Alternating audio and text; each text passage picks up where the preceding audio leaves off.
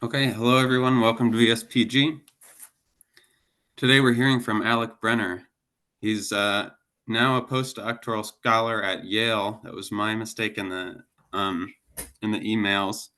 But he's going to be talking to us today about paleomagnetic detection of relative plate motions and a core dynamo by 3.5 billion years ago.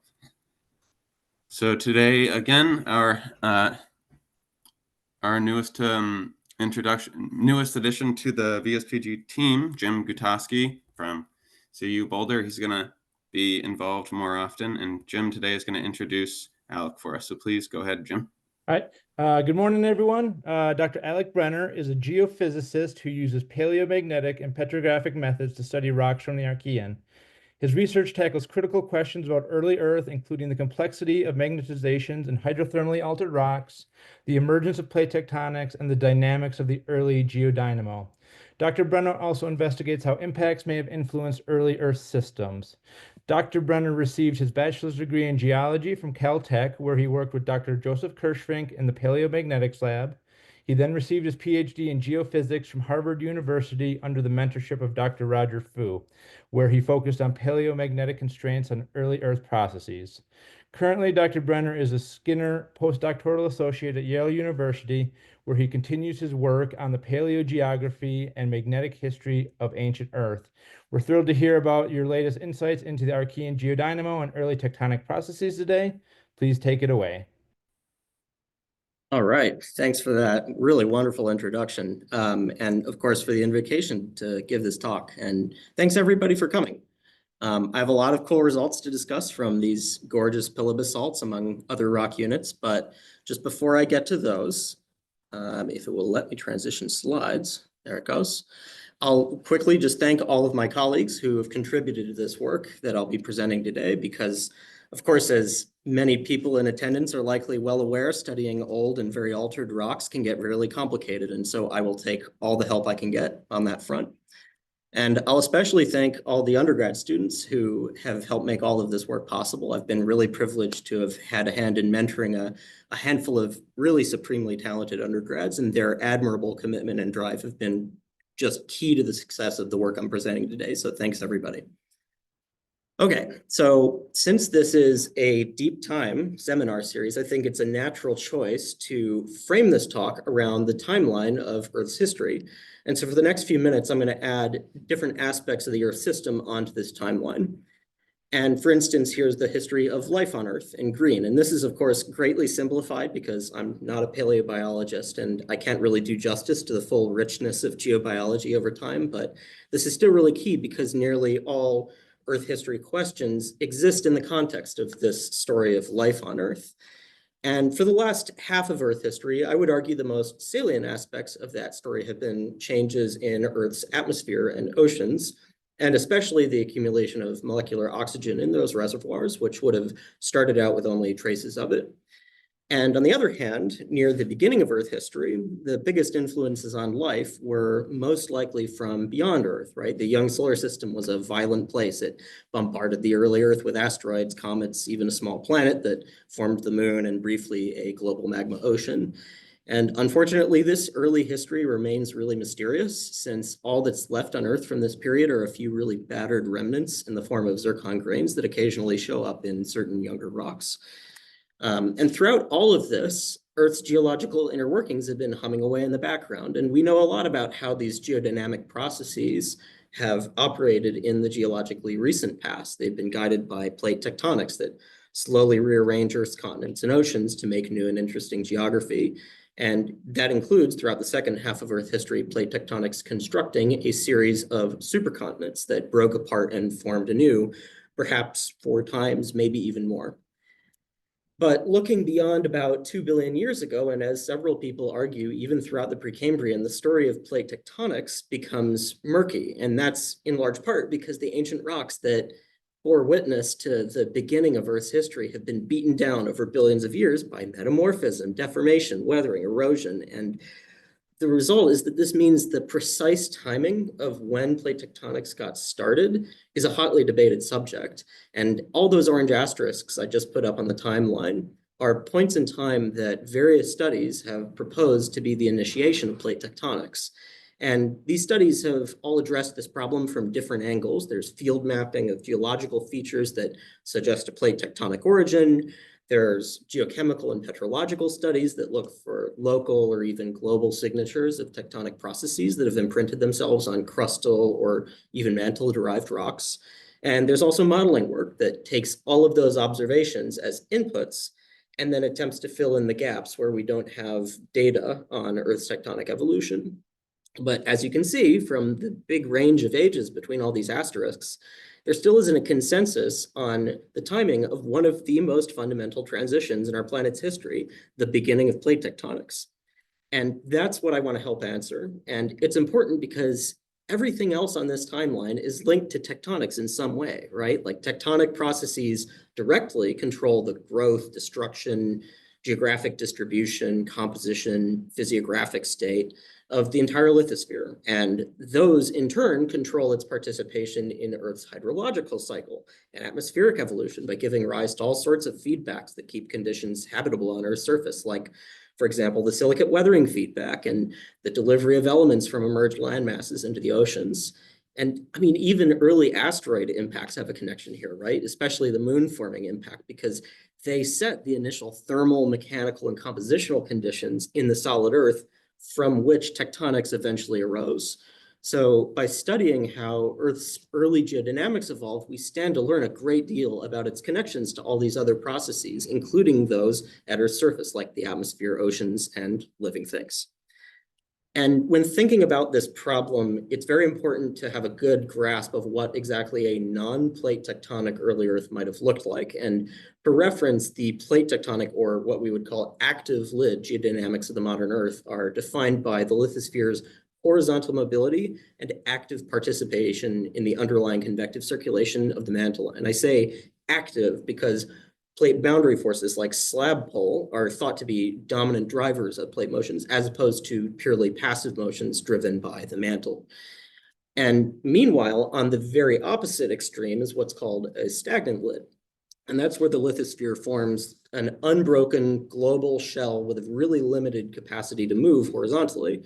And depending on just how active the lithosphere moves, there are sort of regimes that split the difference between these two cases to varying degrees. So for instance, there are terms like sluggish lid and squishy lid that are often thrown around to refer to a weak lithosphere that can get deformed and shuffled around, but it's too weak to form what we would think of as proper rigid plate boundaries where things like stable subduction occur.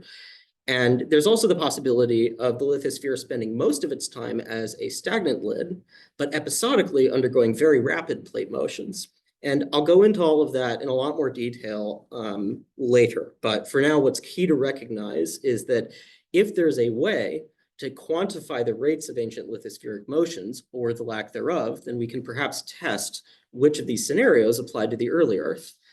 And fortunately, there is such a way to measure ancient plate motions, and that's paleomagnetism, which is, of course, my tool of choice for examining this problem. And the premise is pretty straightforward. So Earth's outer core, as I'm illustrating here, is a convecting ball of liquid iron alloy, and its convective motions, coupled with its electrical conductivity, give rise to Earth's strong planetary magnetic field. And that field is shaped like the field of a bar magnet. It has a north and a south pole. They're 180 degrees apart, and appropriately, that field with two poles is called a dipole. And because of Earth's rotation, the two poles of that dipole get lined up with the rotation axis because that rotation organizes the eddy currents that generate the field. And what's key to notice here is that this geocentric, axially aligned dipolar magnetic field can be used as a reference frame to measure the positions of rocks within it. And so there are two pieces of positional information that we can access this way. The first is the local dip angle, I here, of the magnetic field direction. And that's called its inclination. And it turns out that's systematically related to latitude. So if a piece of Earth's crust changes its latitude due to, for instance, plate motion, it observes the inclination angle I change as it does so. And the second is the magnetic field's azimuth or declination with respect to modern true north. And so if a piece of crust rotates in place on Earth's surface, that azimuth also changes as it does so. And so all of this means that if we can figure out the ancient inclination and declination of the magnetic field as seen by a piece of crust over time, we can track how that crustal block shuffled around on our surface or stayed in place. And that is, of course, a direct measurement of ancient lithospheric mobility. And so we need a way to do that. We need a way to measure this inclination and declination in the deep past.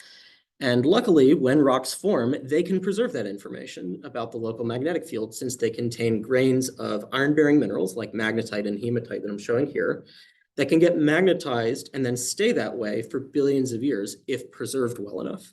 You can basically think of microscopic grains of these minerals as tiny little compasses that can freeze in place and record the ancient magnetic field direction. So to measure the paleolatitude and rotation state of pieces of Earth's crust, all we have to do is measure the magnetic directions, right, recorded by their rocks that contain these minerals. And to look for magnetizations from the really deep geologic past, we have to go to places that preserve particularly old rocks particularly well. And that's brought me to this place. It's called the East Pilbara Craton in Western Australia. And many people in attendance are likely somewhat familiar with this place. And for those who are not, it is really special. It's home to some well-preserved rocks between about 3.5 and 2.5 billion years old. And on this map, I've shaded its rocks by and colored them by age and rock type. And I mainly focus on the oldest basalt units in the East Pilbara, which are the darker green hues mostly on this map. And for the remainder of this talk, what I'm going to be doing is going over my results, paleomagnetic results from these Archean basalts. And I started out looking at rocks about 3.2 billion years old from both the Honeyeater Basalt and Cunnagunarina Formation, targeting them because these formations are particularly well preserved. And that preservation includes some nice pillow basalts like the ones on the left and the tephra beds pointed out with the arrows on the right. And this is an example of what our data actually look like. In this case, this is from the Honeyeater Basalt. This plot is a stereo net, and for those who may not be familiar, it just shows the magnetic directions we measured projected onto a sphere that you're looking down at from the top. And so they're basically just 2D polar plots of 3D vector directions, and shallow vectors point towards the perimeter, steep ones plot towards the center, and vectors pointing down are solid points, like most of the ones here, and those pointing up are plotted as hollow points. And so as you can see, there's a decent scatter of directions here, but once we correct these directions for the different local tilting their host rocks experienced, they converge into a nice cluster. And this convergence is the basis of the so-called fold test, which uses the relationship between magnetization directions and on tilting to say whether the magnetization predates folding of the host rock. Basically, this is a test of whether folding cross-cuts magnetization directions or the other way around. And this test passes in both of these formations that I just mentioned. And since these rocks both got folded around 2.93 billion years ago, this means that the magnetizations are even older. And turning our attention now to the directions that we measured from the other formation, the Cunnagunarina Formation, what's intriguing is that there are actually two clusters of directions. One is in red here pointing up, and the other is in blue pointing down. And notably, these clusters are antipodal, or 180 degrees apart from each other. And that's the signature of what's called a geomagnetic reversal that occurred 3.25 billion years ago. And this is where Earth's north and south magnetic poles exchange places. And at the time that we published this, this was actually the oldest reversal documented so far.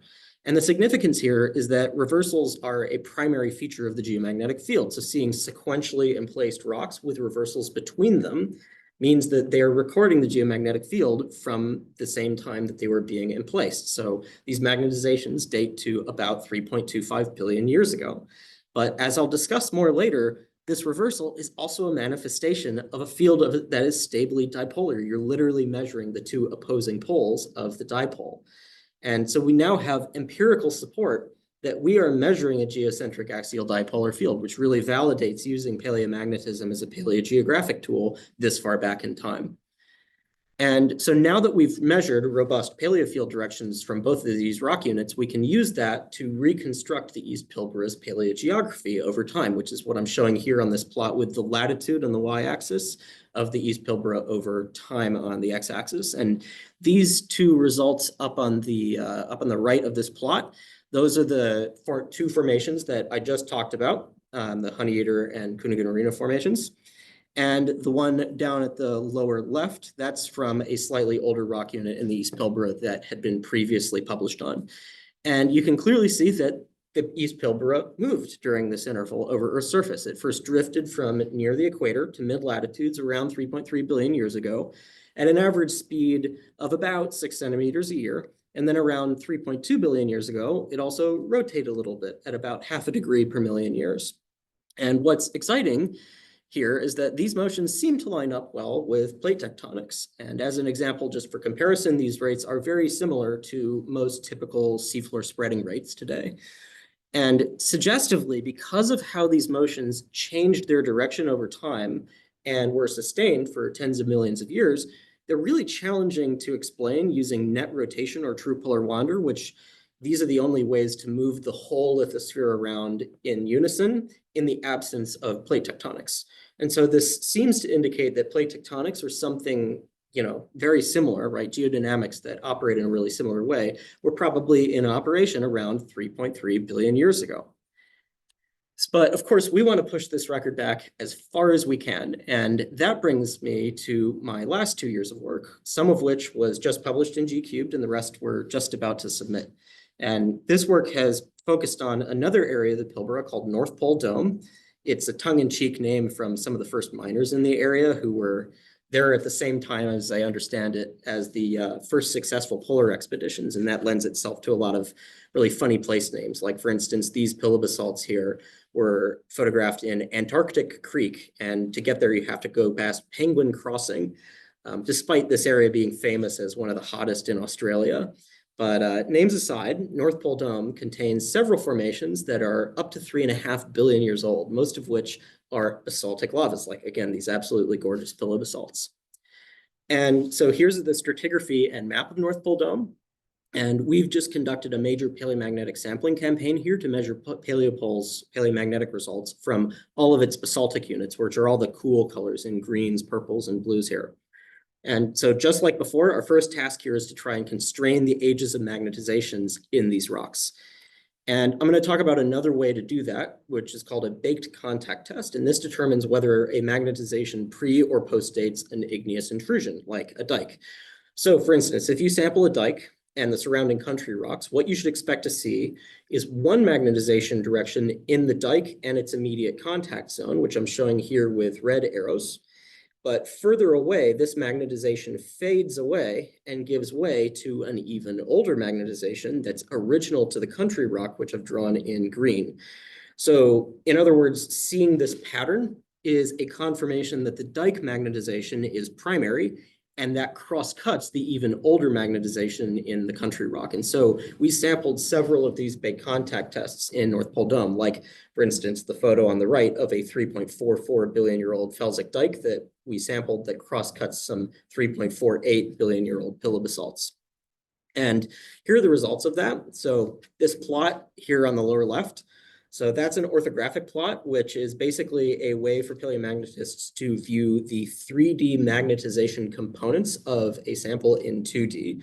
So magnetizations from specific events show up as straight line segments on plots like these. And so in this example, all the samples right next to the dike have a really distinctive magnetization, which I'm plotting in red here. But as expected, further away, that direction gradually gave way to a different direction that I'm showing in green here, at first partially, and then fully. And so this pattern of magnetizations can only come from baking of the basalts by the heat of the dike, which therefore tells us that the unbaked direction in green predates this already very ancient dike. And it's also a really intriguing suggestion of possible motion, since when we plot both the dike and its country rock components on this stereo net here, we can see that the dike and country rock component directions are really different. And that indicates that something has probably displaced the Pilbara between the formation of the country rock and the dike, but more on that later. So we can actually do just a little bit better than that as well. So we also sampled a dike in purple here from an even older population that gets cross-cut by those 3.44 billion-year-old dikes from the last slide. And this also appears to pass that big contact test. The only shortcoming here is that we didn't happen to find any coexisting old and baked directions in the same sample, but still we see both an intrusion-related direction and an older unbaked direction. And samples from nearby this test actually did have both components in them, as expected. So both of these baked contact tests confirm an early Paleoarchean age for the magnetizations in these pilobasalts, which are the oldest and stratigraphically deepest rocks in North Pole Dome. And meanwhile, up at the top of the stratigraphy, what we did was perform a fold test, just like the rock units that I discussed earlier in the talk. And this test passed as well. So for any paleomagnetism aficionados, on the right, that's the actual bootstrap-based fold test result showing good agreement with 100% untilting exactly. And these rocks are 3.46 billion years old, and the folding started at 3.44 billion years ago. So that really pins down that magnetization age nicely. And as a final bonus, we even found an older geomagnetic reversal in these rocks. It shows up as a stratigraphic interval with magnetizations that point steeply down. That's the left stereonet here. And then just above that, the magnetizations are all pointing steeply up, and that's the purple directions on the right. And again, for the sake of completeness, I'll show the statistical test here that demonstrates these two directions are within an error of exactly 180 degrees apart. So this reversal happened around 3.46 billion years ago, which makes it the new record holder for the oldest one ever detected. And its presence further confirms what our other tests already told us, which is that these rocks are holding on to magnetizations from 3.5 to 3.4 billion years ago. And before I continue, I should also mention that we have done a massive amount of work behind the scenes to understand how and precisely at which times these rocks got magnetized in the first place. And we actually just published a study detailing that in G-Cubed, which you can find if you scan the QR code up at the top right. And it turns out that seafloor hydrothermal alteration events actually played a huge role here. And so by integrating all sorts of magnetic and mineralogical data sets at regional scale, sample scale, micro scale, we have shown how the magnetic consequences of fluid rock interactions can actually be used to unlock magnetic records preserved by Archean mineralization events, which happen to be of exactly the types we heard so much about last week from David Houston. So if anybody wants to hear more about all this, I would be happy to field more questions about it later. Okay, so armed with that context about alteration, and especially with all of those really beautiful big contact fold and reversal tests, we've established that the basalts in North Pole Dome have held onto a time-resolved sequence of magnetization directions that date to 3.48 to 3.44 billion years ago. And so we can use this record to put together a reconstruction of how the East Pilbara Craton moved around Earth's surface with really excellent time resolution for rocks this old. But before I get to that, I'm going to add one more piece of information to this record. And that takes us to the Barberton Greenstone Belt from the Kaapvaal Craton of South Africa, which just happens to contain a similar looking stratigraphy of rocks that formed over exactly the same time interval.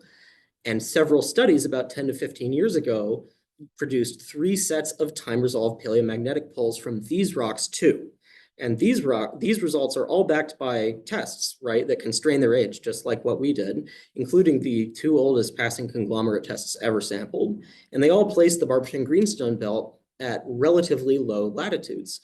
So we actually have this unprecedentedly old opportunity to compare the motions simultaneously of 2 different pieces of the lithosphere.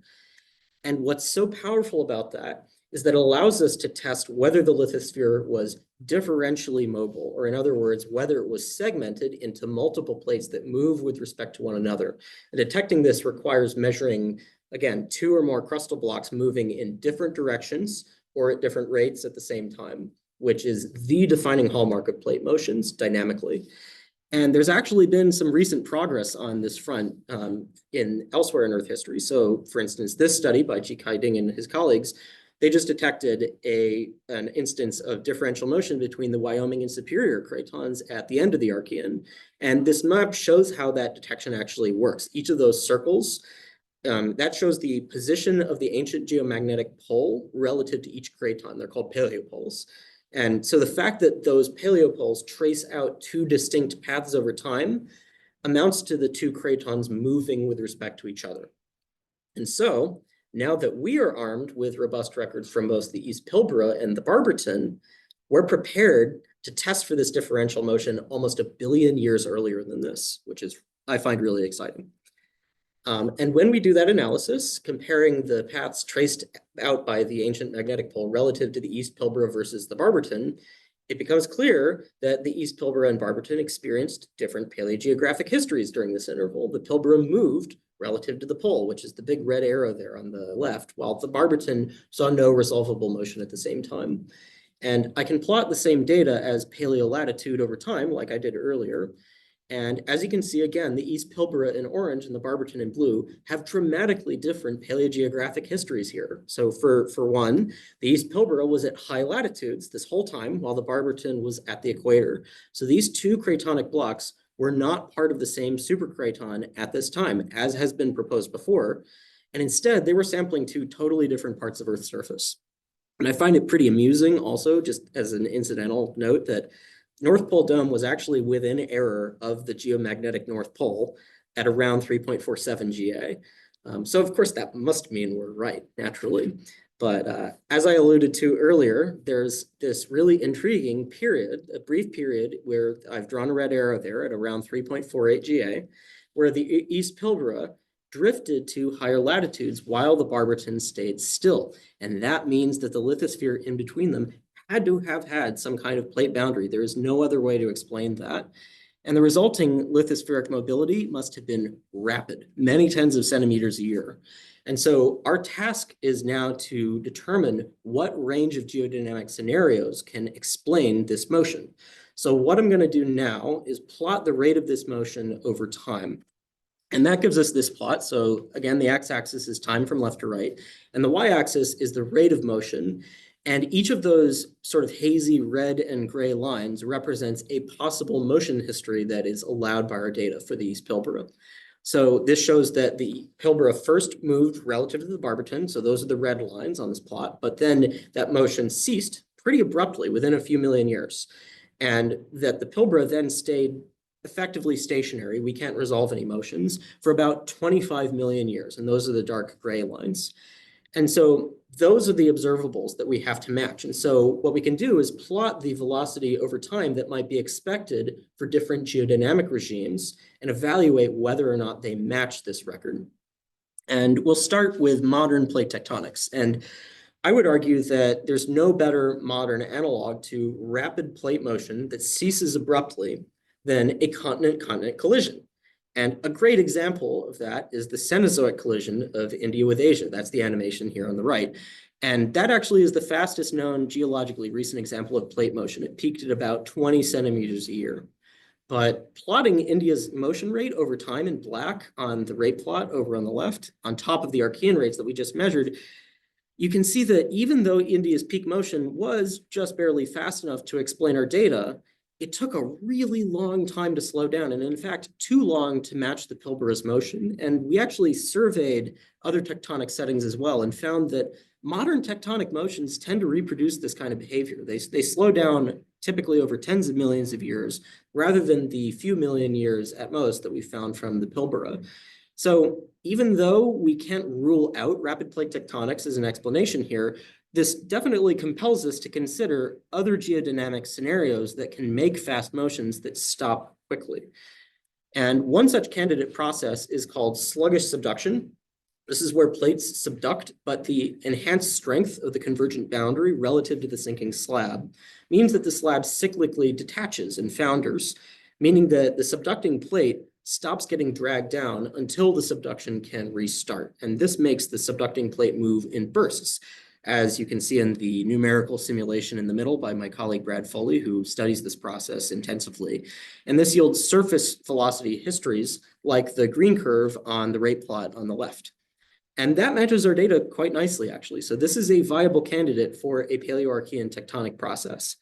And just for rigor here, I should point out that while sluggish subduction here may sound similar to sluggish lid, which is again another one of these terms that's thrown around for the early Earth a lot, the two are not comparable or analogous. Sluggish lids are a global geodynamic regime, while sluggish subduction that I'm showing here is purely a local tectonic process. So even though they may co-occur, I want to be really clear that we aren't equating the two. Now, that said, there is a global geodynamic regime that can readily explain the data. And that's an episodic lid, like this mantle convection simulation, where the lithosphere is usually inactive, but sometimes, like right now and right now, in the simulation, it undergoes brief but dramatic episodes of global plate motion and recycling in response to heat buildup in the mantle. And this simulation is by my colleague Diogo Lorenzo. And as the simulation progresses, you can actually see the lithosphere moving around as a thin red layer of varying thickness of basalt right at the surface. So as the animation resets here, just keep an eye on the thin red bits of lithosphere again one more time, as right there and right there. It undergoes some very rapid motions right at the surface. And so I plotted two examples of velocity curves from models like this in blue and purple on the rate plot on the left. And these show really excellent agreement with our data. And so this globally episodic behavior happens over a pretty wide range of conditions, but most frequently, it turns out when the global balance of igneous activity favors intrusive rather than extrusive magmatism, meaning that what we may be looking at actually is a hybrid between a purely episodic lid, like what I'm showing here in this animation, and another regime called a plutonic squishy lid that I'm going to discuss next. But the takeaway here is still that episodic turnover behaviors like this are a really appealing explanation for the record that we've measured. So moving to squishy lids. So these produce a constantly shifting network of small, thin plates that are really strong, that are separated by these warm, weak downwelling zones that form in areas with concentrated intrusive igneous activity. And while this is definitely a possible tectonic regime for other planets, most notably Venus, this unfortunately does not look like it's a good explanation for our data from the Paleoarchean Earth, at least in the absence of those episodic overturns that we were just looking at. And I've plotted, as an example, a surface velocity simulation from an end-member plutonic squishy lid in pink on the rate plot on the left. And we can see that this does not produce motions that are fast enough really to match the data. And finally, if we look at a simulated stagnant lid, which again is where the whole global lithosphere forms a thick, unbroken, unyielding shell, this absolutely cannot explain our data. So I'm showcasing another of Diogo's beautiful simulations here. And even though the mantle in blue is convecting very vigorously, the lithosphere in red is very thick and decoupled from the mantle. And this greatly suppresses heat flux across the lithosphere, but it also makes the surface velocities incredibly slow. In fact, on the rate plot on the left, I don't know if you can see that, I've plotted a surface velocity history from one of these simulations, and it's actually the dotted black line that hugs the x-axis. So not only do stagnant lids move way too slowly, but they actually, by definition, cannot support differential motions. There are no plate boundaries here that could do so. So this can be emphatically ruled out. And so stepping back and bringing all of those scenarios that we just looked at together, our data are best matched by geodynamics that generate brief pulses of motion, whether locally or globally, whereas end-member plutonic squishy lids and also stagnant lids are incapable of driving the motions that we saw. And modern like plate tectonics is also a possibility, though it struggles to reproduce the rapid slowdown that we measured of this motion. And overall, this means that even though we have this clear record of Paleoarchean plate motion, which is like modern plate tectonics, it comes with evidence that perhaps the balance of driving forces behind those plates differed a lot from today's. But this record that we've developed can also place some really fascinating constraints on the even deeper geodynamics that generated Earth's magnetic field, because as you'll recall, we detected a geomagnetic reversal about 3.46 billion years ago, and thus a dipolar field. And so these constraints go like this. So first, the lack of measurable reversal polarity asymmetry and the coherence of the field direction within each of those polarities together sort of constrained that the axial dipole carried at minimum about 75% of the paleofield's spherical harmonic power. So in other words, the field was very dominantly dipolar and axially aligned. And second, when we compare the paleofield's directional variability captured by our samples against models tuned to recent geomagnetic variability, the two are testably indistinguishable. And so these strongly suggest a core-generated field because the core generates dipolar fields, like today, that are stably aligned to the rotation axis. And there are actually alternative generation mechanisms for the field in the Archean that have been proposed before, like this one down here on the bottom, which is a field produced by a rapidly convecting basal magma ocean. But this would be a thin shell dynamo, and thin shell dynamos make complex multipolar fields that are expected to evolve really chaotically over time. And our data are clearly much more like the core generated scenario up at the top. So amazingly, the Paleoarchean field looks like it acted just like today's in every observable way, except for one key observable that I've left out here. And that's how often the geomagnetic field reversed. So if we plot a vertical timeline here of the geomagnetic polarity record that we measured from North Pole Dome and also from the Barberton, we found only one reversal in red there at 3456-ish MA over a 40 million year interval, which equates to a reversal rate around 0.03 reversals per million years. And even considering the possibility, perhaps probability, that more reversals occurred here that we just didn't happen to observe, we can still place a statistical upper limit on this rate at 0.8 reversals per million years. And for reference, these rates are extremely low compared to the 1 to 10 reversals per million years in recent geologic time, which I plotted on the right at the same scale. And there are two potential explanations that we'd like to advance for this. So one is that we have, by chance, stumbled into a pair of Archean supercrons, because as you can see at the very far right, the modern dynamo occasionally experiences these supercron intervals where the field probably doesn't reverse for tens of millions of years. But what we actually think is more likely is that instead the dynamo persistently had a really low reversal rate in the Archean. And this is based on the similarly low reversal rate implied by the only other similarly well-resolved paleomag record from the Archean, which covers about 60 million years around 2.7 GA. And moreover, studies have noted for decades that there were very low reversal rates, probably something around 0.2 per million years throughout much of the Precambrian. And so if this is actually the case, this implies that something fundamentally differed about how the Archean dynamo was driven. And that's actually to be expected. We're far enough back in Earth history that the inner core was almost definitely not present.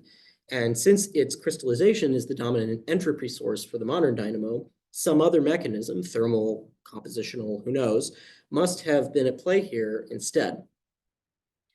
And so stepping back and surveying all of these geophysical constraints, a kind of remarkable picture emerges for the Earth at 3.5 billion years ago, which is uniformitarianism, asterisk, with fine print that cautions us that even though we see geophysical processes that seem pretty familiar, they were driven by probably non-uniformitarian underlying mechanisms. And this applies to geodynamics all the way from the surface to the core. So at the surface, we've measured unambiguous plate motions, but these motions were faster than today and varied more rapidly than today, which make a strong case for a fundamentally different balance of driving forces.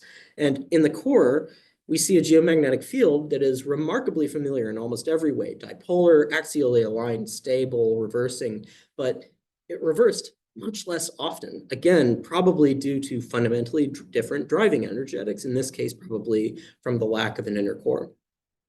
And so to conclude, I'll just return us to the timeline of Earth history here. And our paleomag results from the Pilbara place the new constraint in red here, right here, on when plate motions might have begun on Earth. And although it is just one constraint among many, I'd argue it's a robust one, and it's a really powerful illustration of how much paleomagnetism has to say about big problems in Earth science, and how much it can paint a really rich picture of Earth's past. And as I mentioned earlier, this means a lot for the origins of life as well, and especially so because right there in North Pole Dome are some of the oldest probable fossils on Earth. These layers, especially the sort of speckly black and white ones up near the top here, are thought to have been microbial mats that grew in a hot spring pool right as the differential motion I measured was starting. So thanks to our work, we now have direct paleogeographic and geodynamic context for the earliest preserved terrestrial habitat for living things. And I should also point out that the Pilbara has a human heritage that really demands our respect here too.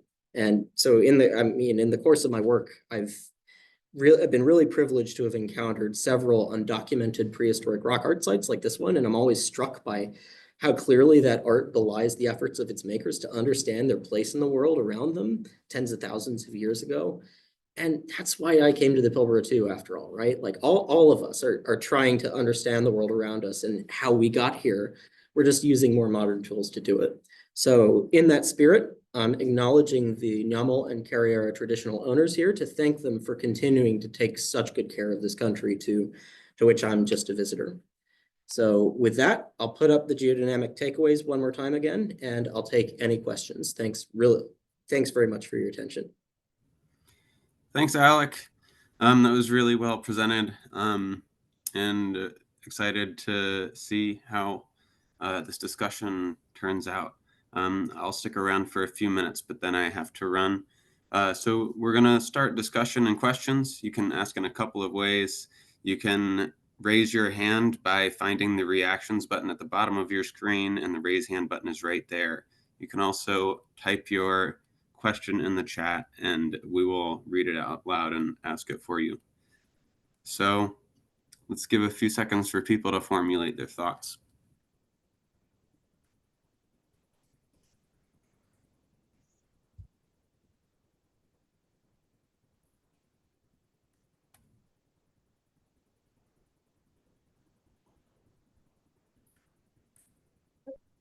So maybe I get, or was it to anyone? It looks like Richard, just to remember, please, that the reactions button at the bottom of your screen, you can find the raise hand button there. Oh, there it is. Okay. Yeah, there it is. I found it. Okay. I couldn't find it. No worries. Go ahead. Thanks. No, what a superb talk, Alec. That was incredible. Well explained and incredible detailing, nice modeling. I did have one question, which was, you had a kind of a really well-developed history of the paleolatitude variation, over time, right? And so you had your horizontal red lines, and then transitioning to the non-plate motion, and that was all somehow based on two different. The movement was based on the one that was in mid-latitude and the one that was high latitude, and so I wasn't sure how you got, other than just some average rate of plate motion over those two times there. How were you able to get that peaked history of much more detail from just those two sort of spot readings? Yeah, it is actually just those two spot readings. You're exactly right. So it is the rate history that we developed here. Let me see if I can go back and show what that looks like. So just to make sure I'm clear, you're talking about, say, the motion between these 2 points, right? Versus what I'm presenting in the next slide, where it looks like there's all these possible rate histories. So how I am actually generating this is that the endpoints of each one of these little hazy lines here is the time at which each of those spot histories is recorded. And I've simulated within AIR, using just a basic sort of Monte Carlo algorithm here, the times and the paleopole positions, and therefore paleolatitudes at each of those points. And those imply an average rate over that time. So these are, in fact, yes, average rates. And even so, they're, again, tens of centimeters a year. Did I answer your question satisfactorily? I'm still a little stuck there, just because somehow you've got it, you're matching it against model curves that show, take this distribution as kind of a peak distribution where you're coming up, rapidly, and then you're dropping off even more rapidly. And so that part I don't get the link quite, but Sure. So this is we're taking a really conservative approach here and saying that this is that what you're looking at here with the the red simulated lines from our record, those are again time averages. And so you would actually potentially expect, for instance, like in this one where the peak motion is something like 20 centimeters a year for a few million years, or this one where it's just for a really brief period, you would expect that, yeah, we're not necessarily going to be, exactly one speed over that whole interval.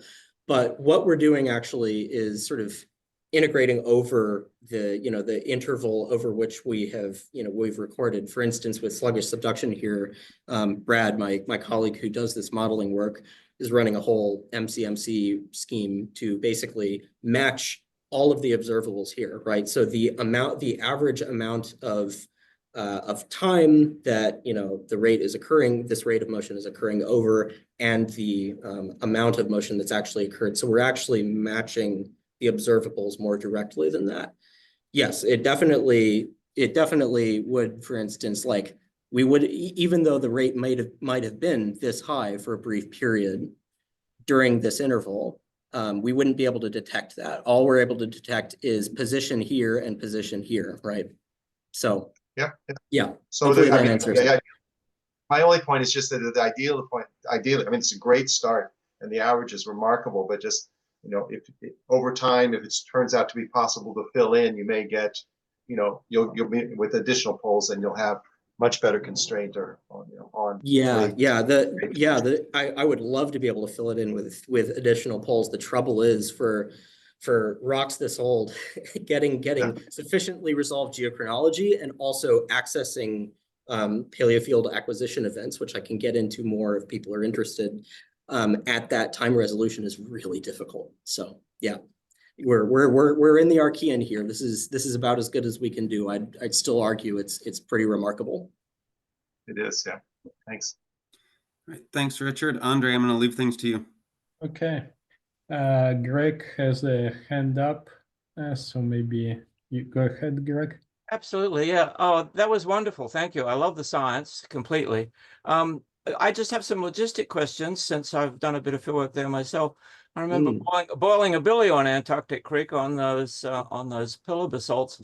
That's the famous Trendle locality. And what I want to ask is, what's the access like? I found it was really awful. I had to walk in one year, and it was actually easier to drive on the other side of the North Shore River and walk to Honeyeater Basalt outcrops, and then across. What's access like now? Have they improved that road at all? It used to be terrible. Yeah.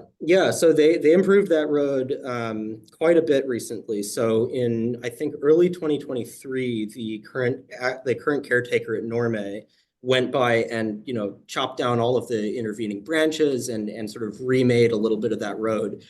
It has gotten washed out in the time since just a little bit, but you can still, as far as I understand it, drive a capable field vehicle across that, and definitely with just a little bit of time, sort of refilling in some of the washed out ruts. Like, this is very accessible right now, so this would be an ideal time to get out there if anybody is interested. I love it. Thank you. Okay, and I think Jagan Moore, go ahead. Hi, Alec. Great talk. Just have a question regarding the stromatolites and the barytes you mentioned. So if I'm mistaken, or you can correct me, you are proposing that the Pilbara at that time was in the North Pole? So at the time of these, the stromatolite deposit, and the hot spring deposits, right, the ones in the Dresser hydrothermal system, at that time, the Pilbara was at the very first paleolatitude point on that history. So at sort of mid to moderately high latitudes. So that would be at this point labeled NSHR right here. So yeah, that's very directly the paleogeographic context that we can provide for at least that deposit. And we know that the two are actually linked here because we're measuring that result from the underlying basalts, which were actually altered, and that's what's carrying the signal here, by the same hydrothermal event that produced those deposits. And in fact, actually, it's the rocks in my Zoom background here as well. So yes, I hope that answers it. So you're proposing that those barytes and those stromatolites were formed in a higher latitude compared to what we see in modern. Yeah, it has every indication of that. Yes. Okay. Okay, Claire, go ahead next. Yeah.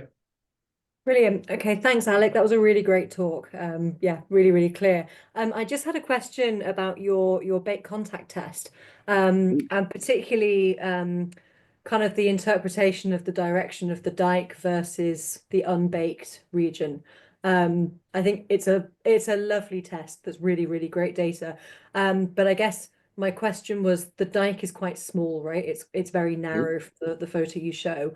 And I was wondering, the difference in direction between the dike and the unbaked direction, could that be secular variation? Have you got a sense of time averaging? And also, how do you know what the difference in age? Well, I guess you don't know the difference in age, right? Do you have a sense for how much older the unbaked direction is compared to the dike direction? So we actually have pretty good answers for all of that. So if you look at the StereoNet, yeah, sure, the directions do kind of look pretty similar, except they're on opposite hemispheres. They're, order of 90 degrees apart from each other, actually. This is not compatible with secular variation as we have, as we've recorded from all of our rocks. So if I advance a few slides, this is pretty typical of the sort of secular variation that we are seeing.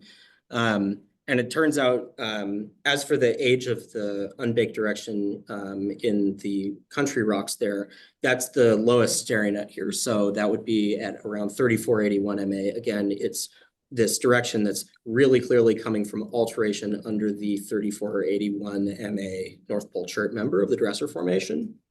Yeah. Great, thank you. Okay, maybe while people preparing, great talk, Alec. I was wondering if at that time plates were smaller, what effect would it have in terms of plate migration, speed, and also in terms of slowing down? Like if you have smaller plate coming to another smaller plate, it probably will take much shorter time to stop it.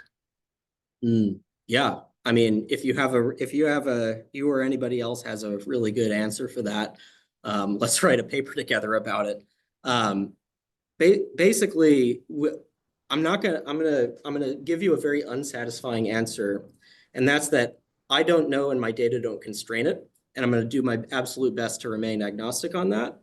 As for what that would mean geodynamically, I would default to my modeling colleagues who actually produce these numerical simulations of what, say, a sluggish lid or a a squishy lid with really small plate sizes, right? What that would actually result in. I would imagine that would probably result somewhat in like really high rates of crustal growth and destruction. So this is as proposed by people like Jun Korinaga and a whole bunch of others in this field at the moment. But yeah, without any really meaningful constraints on that, I hesitate to speculate too much about it. Okay, thank you.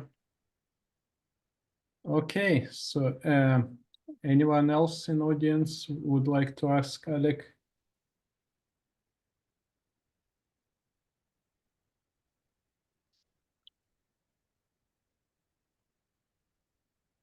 And next week we are continuing on Paleomag, so will be another presentation on Paleomag, and Alex will distribute information on Monday.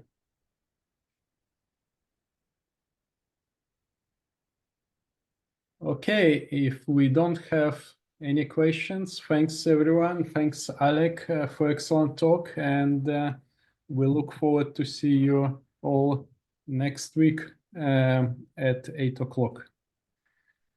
Thanks, guys. Bye. Thanks, everybody.